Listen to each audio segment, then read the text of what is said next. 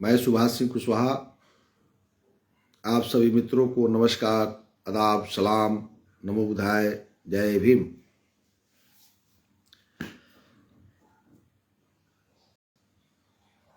आज का विषय पहले से निर्धारित है।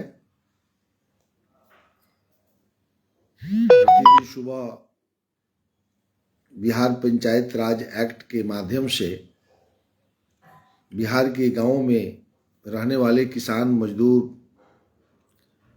गांव गरीब का विकास पंचायत कानून से हम कैसे करेंगे, इसके लिए बिहार की सरकार 2006 में पंचायत राज जो कानून बनाई थी, जिसके तहत लगातार हम करते आ रहे हैं। जो भी पंचायत प्रतिनिधि है सभी अपने अपने कामों में लग गए हैं। इस विषय के अंदर हमने वार्ड सभा, ग्राम सभा, ग्राम पंचायत, पंचायत समिति, जिला परिषद की तरफ बढ़े हैं। लेकिन चूंकि वार्ड सभा में वार्ड क्रियान्वयन एवं प्रबंधन समिति का जो गठन करना है, इस विषय को लेकर बिहार के बहुत से वार्ड सभा में समझ के अंतर आने से हल्ला हंगामा को देखते हुए हमने भी विचार किया और सैकड़ों साथियों का फोन कॉल आया है कि हमारे यहाँ वार्ड सभा में सचिव पद पर वोटिंग हो रहा है। तो कई जगह हम लोग सोशल मीडिया से देखा कि लाइन लगा के लोग वोट गिरा रहे हैं। सचिव पद का चुनाव हो रहा, नामांकन हो रहा। तो यह सब देख करके लगा कि अपने मैं सुनने वाले व्यूअर्स के माध्यम से फेसबुक लाइव पर इस विषय को ही लेकर के हम आवे, फिर एक बार क्लियर हो कि वार्ड क्रियान्वयन एवं प्रबंधन समिति के अंदर 7 जो सदस्यीय है, उसमें सचिव पद का चयन कैसे करना है और सदस्यों का चयन कैसे करना है हम पहले बता चुके हैं। लेकिन आज और सरल भाषा में हम चाहते हैं कि आप सभी साथियों से बात करें, तो जितना जल्द हो आप सब जुड़ जाएं। 2-3 मिनट का हम समय इस तरह से बात करके जरूर हम इंतजार करते हैं। ब्रजेश प्रजापति जी, सुरेंद्र शाह जी तो प्रतिदिन के आप सुनते हैं, आप वार्ड के सदस्य हैं, आपका स्वागत है। सभी साथी, और आज जरूर आप सब शेयर करेंगे, ज़्यादा से ज़्यादा लोगों को हम लोग बता सकें, जिससे वार्ड सभा में हंगामा नहीं हो। अगर विषय क्लियर रहे तो कहीं हंगामा की गुंजाइश नहीं है। शानदार ये कानून बनी हुई है। हम शुरू करते हैं। यह बिहार गजट पंचायत राज विभाग ने आपको 28 जून 2017 को अधिसूचना जारी कर नियमावली बनाई थी, जिसका नाम था बिहार वार्ड सभा तथा वार्ड क्रियान्वयन एवं प्रबंधन समिति कार्य संचालन नियमावली 2017। तो नियमावली 2017 जो गजट है, जिन साथियों के पास नहीं हो वो व्हाट्सएप नंबर दे देंगे। हम यह गजट की कॉपी 4-5 पेज का है। आप साइबर कैफे में जाकर या घर में प्रिंटर हो, आप उसको डाउनलोड करके पढ़ेंगे तो सब कुछ स्पष्ट हो जाएगा। आप सब पढ़े लिखे लोग हैं। अशोक कुशवाहा जी भी आ गए, आपका स्वागत है। तो आप गजट का 1 बार, 2 बार, 3 बार पढ़ें, विशेषज्ञों के साथ बैठ करके पढ़ें, तो हम समझते हैं कि सभी बात स्पष्ट हो जाएगा। सुबोध कुशवाहा जी, सब साथी जुड़ रहे हैं।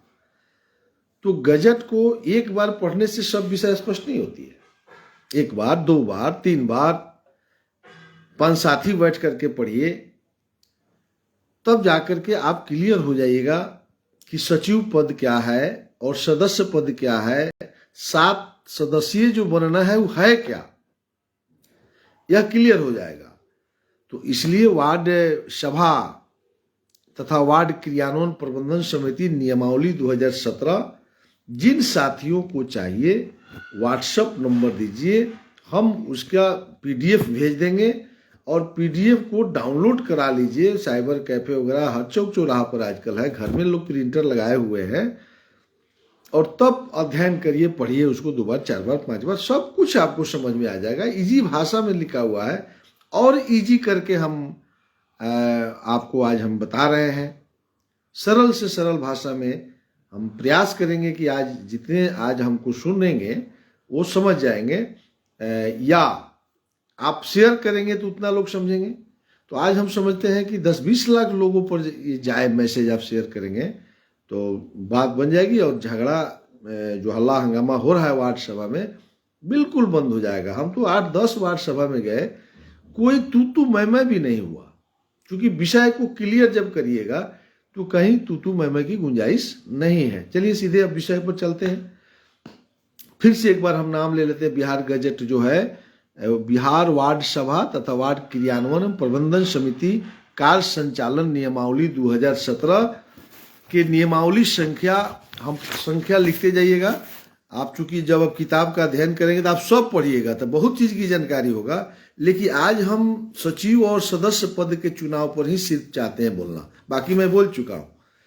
तो नियमावली इसमें जो है चौथा, नियमावली नंबर 4 आप लिख लेंगे और उसको हम पढ़ रहे हैं, फिर आप भी पढ़िएगा।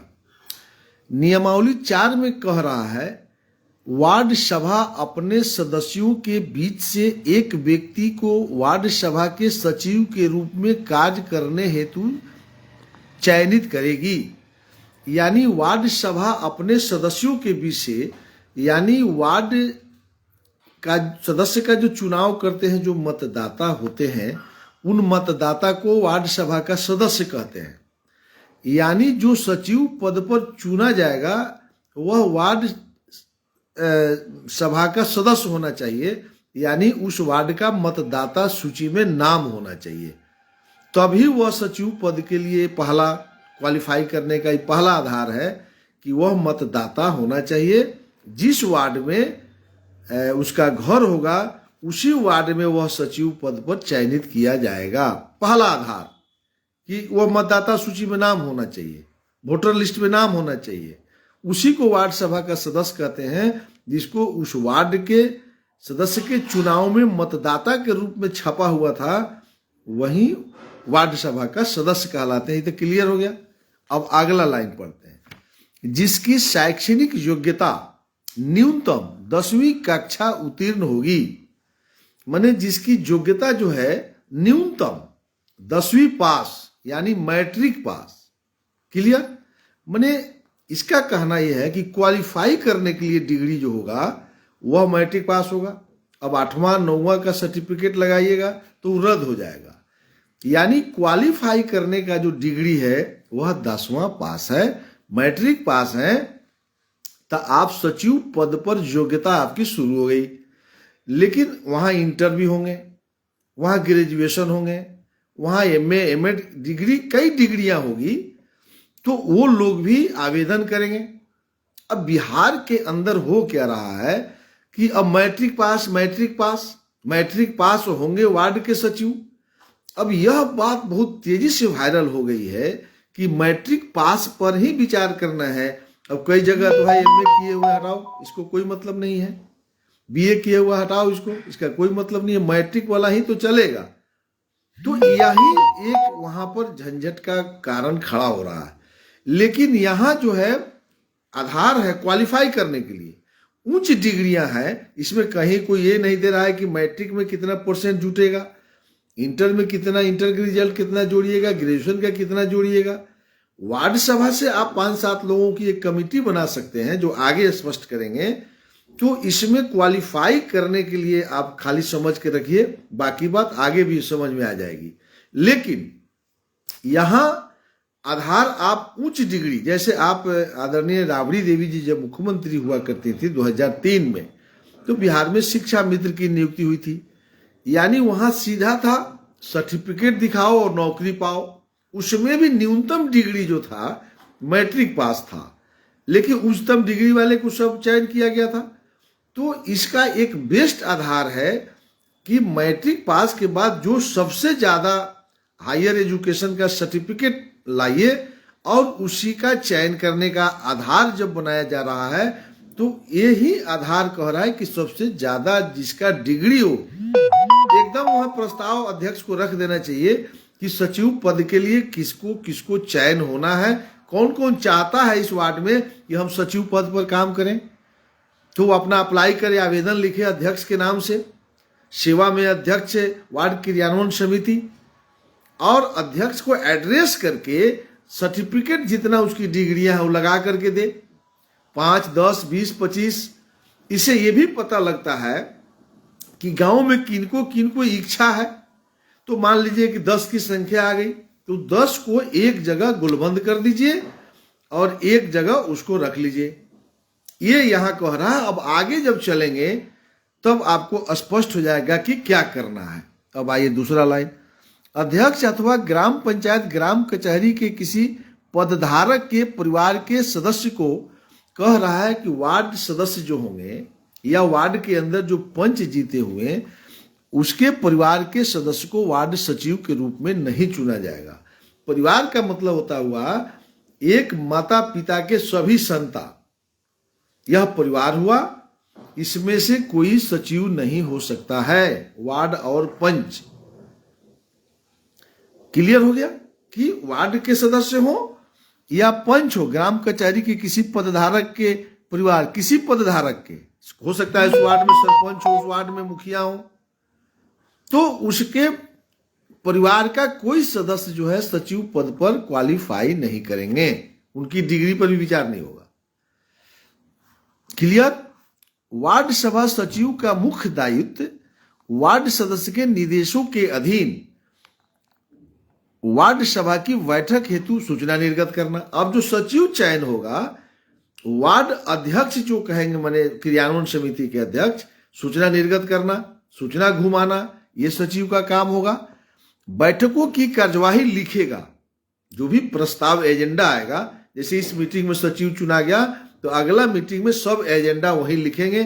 जो भी प्रस्ताव पास होगा सचिव ही करेंगे, यानी संचालन सचिव करेंगे। बैठकों की कार्यवाही लिखना, वार्ड सभा द्वारा समय समय पर सौंपे गए अन्य दायित्वों का निर्वहन करना, यानी वो अपने हैंडराइटिंग में ही सचिव प्रस्ताव लिखेंगे, साफ कह रहा अभिलिखित। और वार्ड सभा समय समय पर जो काम बताएगी वह सचिव को करना होगा। क्लियर। यानी वार्ड क्रियान्वयन समिति जो आदेश करेगा सो, और वार्ड सदस्य जो अध्यक्ष होंगे क्रियान्वयन समिति के, उनका जो आदेश होगा तो उसका पालन करना सचिव का काम होगा। और सचिव की चयन कौन होगा, तो आधार क्या है, मैट्रिक पास। हम समझते हैं कि यहाँ एकदम क्लियर हो गया होगा। अब सीधे चलते हैं, यह नियमावली 4 हो गया। अब आइए नियमावली 16 वार्ड क्रियान्वयन एवं प्रबंधन समिति। ये अब आपको हमको मूल विषय पर चलना है।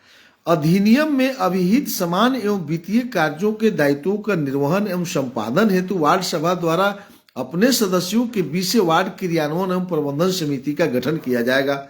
यानी वार्ड सभा एक 7 सदस्यीय वार्ड क्रियान्वयन एवं प्रबंधन समिति की गठन करेगी। यानी वार्ड सभा जो हो रहा है वह 7 सदस्यीय चुनेगी। अब 7 आदमी कैसे चुनेगी, सो आइए। परंतु यह कि वार्ड सदस्य का गठन किया जाएगा। वार्ड क्रियान्वयन और प्रबंधन समिति 7 सदस्य होंगे।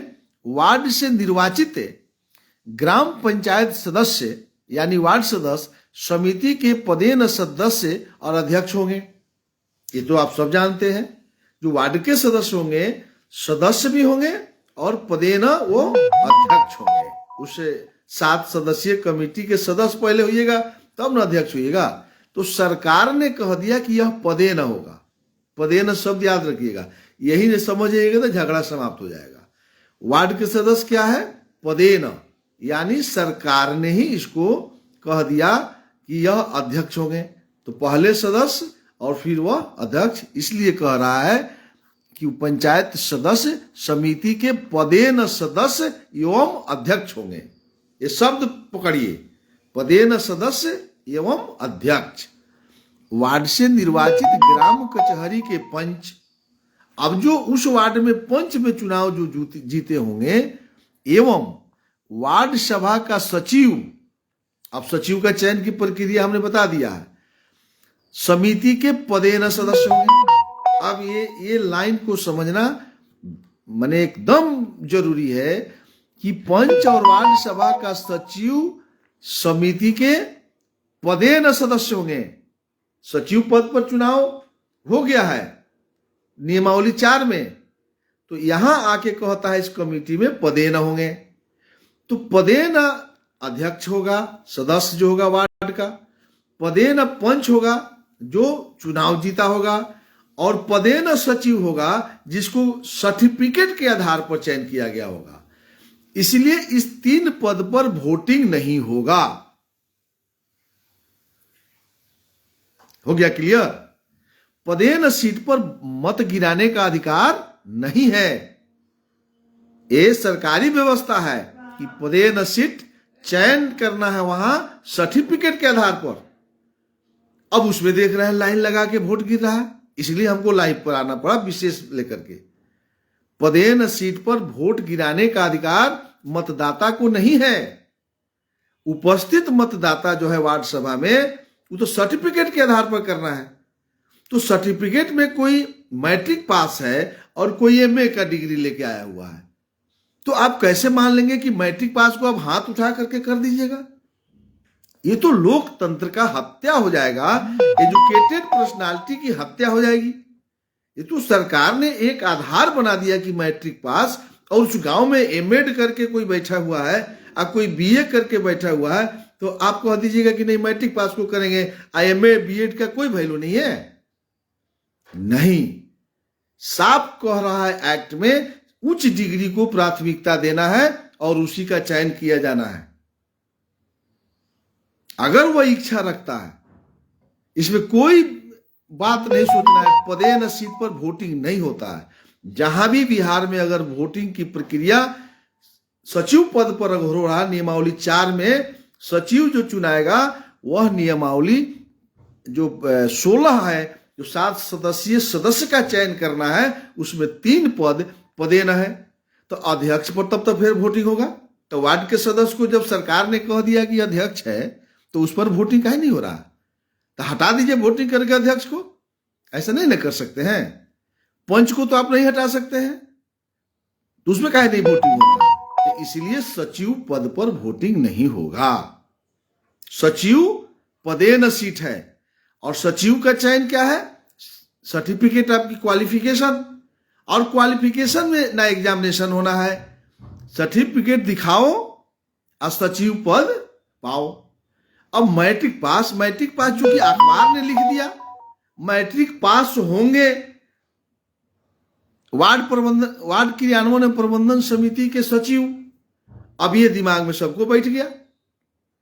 लेकिन जब यह गजट पढ़िएगा तो न्यूनतम डिग्री मैट्रिक पास यानी अधिकतम डिग्री को करना, इसका मतलब ही हो गया न्यूनतम क्वालिफाई करना, अधिकतम डिग्री को चयन करना।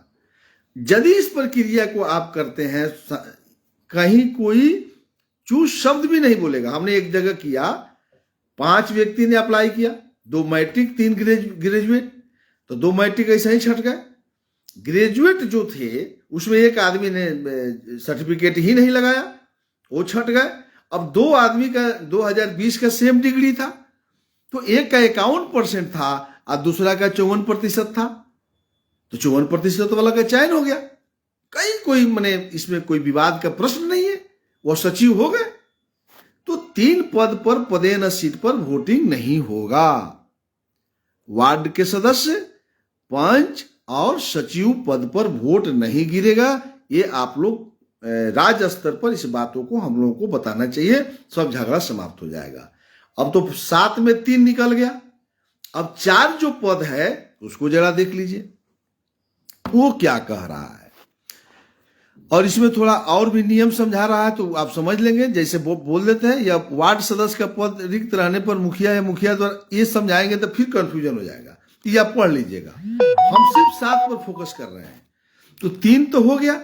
अब तीसरा नियम 16 के उप नियम 3 देखिए।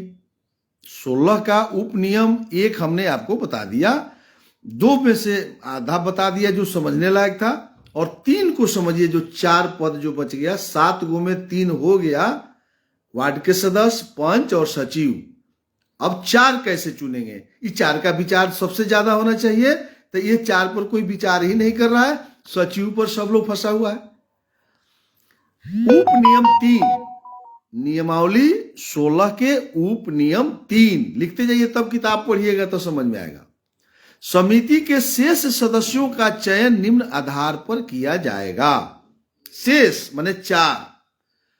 अगर संबंधित वार्ड में अनुसूचित जाति और जनजाति के सदस्य निवास करते हैं, तो वार्ड क्रियान्वयन एवं प्रबंधन समिति में कम से कम एक सदस्य अनुसूचित जाति जनजाति परिवार के अनिवार्य रूप से चुना जाएगा। अनिवार्य रूप से, यानी कह रहा है कि आपके वार्ड के अंदर एक वोट भी SC ST का अगर होगा, तो उसको अनिवार्य रूप से आपको प्राथमिकता देना है। तो इस नियम के तहत वार्ड सभा में वार्ड के सदस्य प्रस्ताव लाएंगे कि भाइयों बहनों, आप में से यदि अनुसूचित जाति की जनसंख्या में से किसी एक व्यक्ति का चयन करना है, आप नाम बताइए। तो सभा में खड़ा होकर के कोई बोलेगा कि चलिए फलाना राम, फलाना पासवान, फलाना मांझी, नाम आ गया एगो। अब वार्ड के सदस्य पूछेंगे कि भाई इस पर किसी को आपत्ति है, या दूसरा आदमी भी चाहता है कि हम अनुसूचित जाति का लोग यहाँ है कि उसका प्रस्ताव लाना चाहते हैं, या खुद चाहता हो कि हमको भी रखा जाए सदस्य पद पर। तो यदि दूसरा नाम आ जाता है, तो 2 अनुसूचित जाति का नाम आ जाता है, तो इस दोनों को सामने रख करके, या तो अब सभा जो डिसीजन कर ले, सभा कह दे कि हम हाथ उठा के ही कर देंगे, बहुमत के आधार पर कर देंगे। सभा कहे कि नहीं, गोपनीय मतों का प्रयोग करिए, तब वहां पर बैलेट का इस्तेमाल करिए, या सर्वसम्मत से हाथ उठा के कर लीजिए, जो सभा चाहती है। तो अब एक पद पर फंस गया कि 2 प्रत्याशी हो गए, और यदि एक ही SC ST का नाम आया, तो ताली बजा के सर्वसम्मत से उसको चयन कर लीजिए। तो एक पद अनुसूचित जाति का चयन हो गया, क्लियर हो गया ना। अगर उस वार्ड में अनुसूचित जाति की संख्या 1 भी नहीं है, तो यह जनरल सीट हो जाएगा। तब जनरल में ले जाइएगा। अब यहां समझ, अपना अपना सब नोट करते रहिए अपने अपने वार्ड में। अगर अनुसूचित जाति का 1 भी मत होगा, तो वह इसका सदस्य चयन करना आपकी मजबूरी हो जाएगी, अनिवार्य है। तो 1 पद निकल गया। अब कई गो पद बच गया? अब बच गया 3। अब तीसरा, उसमें आइए। वार्ड में यदि जीविका के ग्राम संगठन हो, अगर जीविका नहीं है तो स्वयं सहायता समूह भी हर गांव में चलता है, तो इसके एक प्रतिनिधि को भी समिति के सदस्य के रूप में चयन किया जाएगा। अब इस पद के लिए वार्ड का अध्यक्ष कहेंगे, भाइयों बहनों, इस वार्ड में जीविका समूह तो है, यदि है तब सुनिए, तो है तो जीविका में से किसी एक महिला का नाम आप लोग बताइए। तो कोई एक आदमी खड़ा होकर कहा कि फलाना देवी, फलाना कुमारी का नाम जो है हम प्रस्ताव करते हैं, वह जीविका के सदस्य हैं। तब तक दूसरा आदमी भी खड़ा होकर कह दिया कि फलाना आदमी भी उसी जीविका में सदस्य है। एक जीविका में 10-15 महिलाएं सदस्य होती हैं।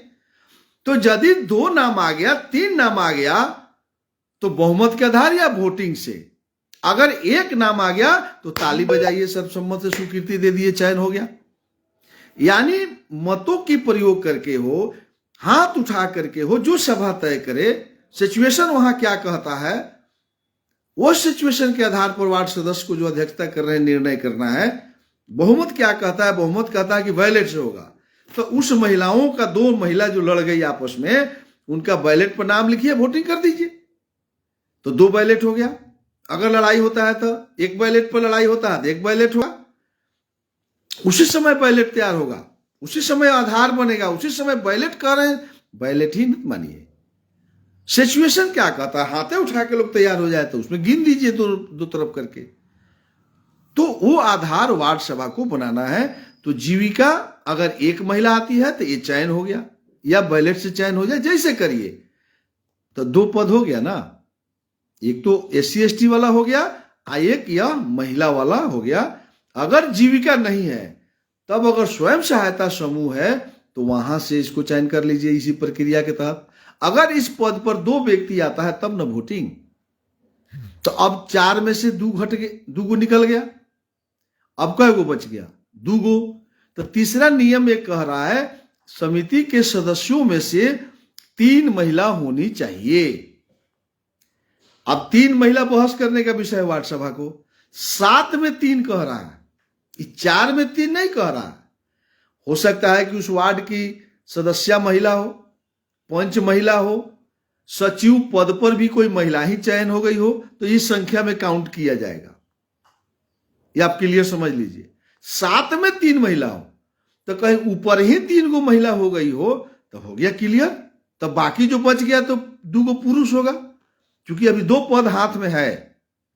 तो बाकी जो 2 गो पद है, अगर अनुसूचित जाति उससे एक वार्ड में नहीं है तो 3 गो हाथ में बचेगा। अगर उस वार्ड में अनुसूचित जाति है तो यहां आकर 2 ही बचा। तो यदि महिला की संख्या ऊपर मान लीजिए कि वार्ड सदस्य भी पुरुष चुना जाए, पंच भी पहले से पुरुष हो, सचिव भी पुरुष आ जाए, तब तो आजीविका भी अगर नहीं है, मान लीजिए कि उस गांव में स्वयं सहायता समूह है तो यो पुरुष आ जाएगा, तो नीचे वाला 3 पद जो है सब महिला ही चुनना होगा। यानी ये आपके वहां उस वार्ड के आधार क्या होगा, ये आपको वहां तय करना होगा कि हमारे वार्ड में क्या आधार है। तो कम से कम 3 महिला हो जाना चाहिए। अब तो 2 पद है हाथ में, तब आगे विचार कीजिए। एक परिवार से एक व्यक्ति को ही समिति का, एक परिवार से एक से अधिक व्यक्ति को समिति का सदस्य नहीं बनाया जाएगा। अब एक व्यक्ति में एक ही व्यक्ति का चयन करना है, ये ध्यान रखना है। अगर मान लीजिए कि उस पर परिवार में MA किया हुआ है और सचिव में चुना गया और उसी में जीविका का अध्यक्ष है, वो कहे हम रहेंगे तो नहीं होगा, वो परिवार बदलना पड़ेगा। उसमें 15 गो महिला है, 10 गो महिला है, ये ध्यान रखिएगा। तो ये 4 तरीका है आपको चयन करने का। और जो लास्ट में 2 गो जो बच गया, जनरल सीट जो बच गया, कहीं 3 गो जनरल सीट बच जाएगा, कहीं 2 ही जनरल सीट बचेगा, एक महिला को करना होगा, एक पुरुष को करना होगा। ये भी सिचुएशन हो सकता है। ये भी सिचुएशन हो सकता है कि दोनों महिला को करना पड़े। तो सिचुएशन क्या है, आरक्षण जोड़कर देख लीजिएगा। हम मान के चलते हैं कि 2 जनरल है, मान के नहीं, यही बचेगा। यहां हम जो बोल रहे हैं तो उसमें 2 बचा, तो 2 में आप नामांकन कराइए। भाइयों, इसमें से 2 पद अब बच गया सदस्य का, कौन कौन इच्छा रखता है? तो यदि 2 ही नाम आता है तो सर्वसम्मत से हो गया। अगर 3 नाम आ जाता है तो 3 नामों में से 2 ही चयन करना है, तो बैलेट बना दीजिए या हाथ उठवा करके चयन कर लीजिए। तो इस तरह से 7 सदस्यीय कमेटी का गठन करना है। इसी के लिए मैं आज के आपके बीच में आया हूं। हम समझते हैं कि साफ क्लियर हो गया होगा। अगर क्लियर नहीं होगा, हमसे गजट लीजिए, हम गजट देने के लिए तैयार हैं। और अंत में यह कहना चाहते हैं, बिहार के सभी प्रशासनिक पदाधिकारियों में सबसे बड़ी जवाबदेही बिहार सरकार ने जो दिया है, वो प्रखंड विकास पदाधिकारी लोगों को दिया है। प्रखंड विकास पदाधिकारी लोगों को चाहिए अपने प्रखंड के सभी वार्ड सदस्यों का पहले बैठक करें, अविलंब इसको रोक करके वार्ड सदस्यों को एक ट्रेनिंग होना चाहिए। और वहां एक पर्यवेक्षक जो सरकार ने डिसीजन किया है, हर पंचायत में प्रखंड विकास पदाधिकारी को निर्देश गया है कि आप ब्लॉक से एक पर्यवेक्षक बनाइए और उस पर्यवेक्षक के देख रेख में वहां जो है वार्ड क्रियान्वयन और प्रबंधन समिति का गठन किया जाए। तो उस पर्यवेक्षक को ट्रेनिंग दे करके, गजट दे करके, पूरी बात समझा करके प्रखंड विकास पदाधिकारी लोगों से निवेदन है कि आप वहां आप भेजिए। तो उस आधार पर रणधीर जी ने कह रहा है कि सुप्रीम कोर्ट ने कहा है कि ज्यादा नंबर लाना काबिलियत की निगरानी नहीं है। तो रणधीर जी को फिर सुप्रीम कोर्ट में जाना चाहिए, BPSC को दे देना चाहिए कि इनका बात मानिए। तो ये चाहते हैं कि UPSC इसका एग्जामिनेशन ले, ये यही कहना चाह रहे हैं कि बीपीएससी और यूपीएससी, लेकिन ये भुला जाते हैं, रणधीर जी पत्रकार न है, ये भुला जाते हैं कि सोशल वार्ड सभा है और ग्राम सभा सोशल वर्क है, ये गांव की सभा है। इसलिए आप थोड़ा ज़्यादा पढ़े लिखे हमको लगता है। तो आपके हिसाब से अब समझ लीजिए कितना विद्वान है, ये चाहते हैं कि यूपीएससी से इसका एग्जामिनेशन हो और ये सचिव पद पर चयन किया जाए। ऐसे ऐसे भी धरती पर लोग हैं, कोई बात नहीं, आगे बढ़िए। तो ये है आपका यह नियमावली। हम समझते हैं कि आप सब जरूर समझे होंगे, इसको फॉलो किए होंगे, इसका जो है ज़्यादा से ज़्यादा शेयर करेंगे। कल सुबह 7:30 बजे हम नहीं मिलेंगे, चूँकि कल का स्थगित करना चाहते हैं, कुछ ऐसी ज़रूरी है, सफर में हम हैं। फिर परसों यानी कल सरस्वती पूजा भी है, माँ सरस्वती का कल का दिन भी है। हम सब पूजा या अर्चना में भी रहेंगे और सुबह से सभी लोग लगे रहेंगे उस काम में। इसलिए हम अब 6 फरवरी से आपके बीच में फिर सुबह 7:30 बजे हम मिलेंगे। इसी आशा और विश्वास के साथ आप सभी मित्रों को नमस्कार, आदाब, सलाम, नमो बुधाय, जय भीम।